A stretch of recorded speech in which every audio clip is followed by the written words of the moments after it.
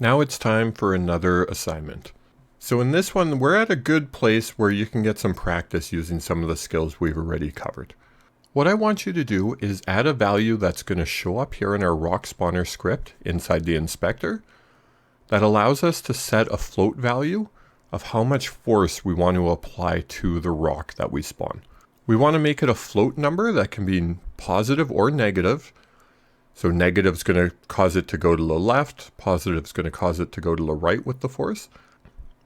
And now what it actually needs to do is in the prefab of the rock, when it creates a rock, it needs to adjust this value right here. So if we set our value in the inspector of our rock spawner to be 1, we would want this value here to be 1. If we set it to be -1, we'd want it to be -1.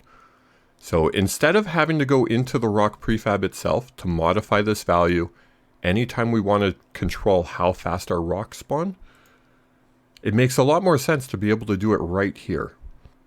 If you need some reference for this, we did do something similar on our player controller. So I'd recommend go with that and give it a try as it is. If you need a little bit of a hint, I'll reveal one in a few seconds here. But if you're ready to go on your own, just pause the video now and give it a try. Okay, so if you need a little bit of a hint, you want to use the getComponent method. Now that should be enough hint that you can take care of the rest on your own, and I will see you in the next video where I show you how I do it. Okay, so I hope you were able to get that, or at least a good start of it on your own. But if you had any problems, no problem at all. We're going to show you how to do it right now. So let's go back into our rock spawner script.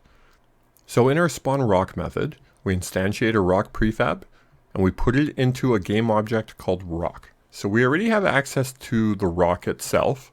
So the first thing we need to do is make our variable. So I'm going to make it serialized field so it shows up. It'll be type float, and I'm going to call this force amount. And for right now, I'm going to set it to 1. Since currently our prefab has -1 going to the left, I'll set it to 1 so we know it works if our rock starts moving to the right. Now what we need to do is let's go look at our rock prefab. So if we look at the rock prefab, this is what our rock game object is accessing. This object right here. So we have to go into it and we have to get into this constant force 2D component. So to do that, we want to go here and we're going to want to access rock and then .getComponent constant force 2D. And then if we look here, the one we need is called force.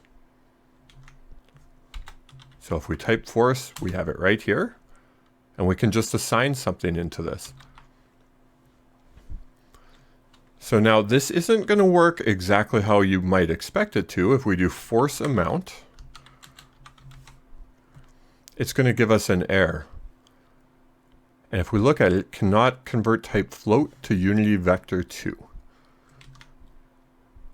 So now if we look in here, you can see this is a vector 2. It's got an X and a Y value.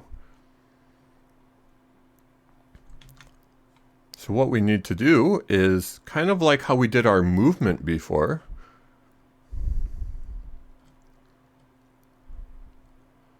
So right here, how we do new vector 2, and then we put in both values. That's the exact same concept we want to do here. So we need to do a new vector 2. For the X, we want to use the force amount. And we're not changing the Y at all, so we can just leave this as 0. Okay, so let's go test this out now. If I select my rock spawner, so I see force amount is +1.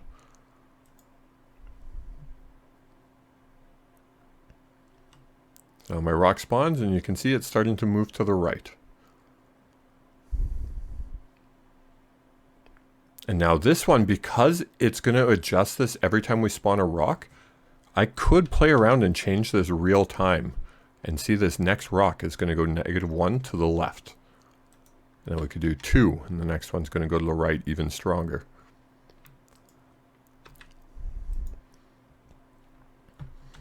So now using this, we don't have to bother with making different rock prefabs and having different settings in them. When we use our rock spawner in the scene, we can just change this value and control how it's going to spawn those rocks right here. Okay, that's it for this video. I'll see you in the next one.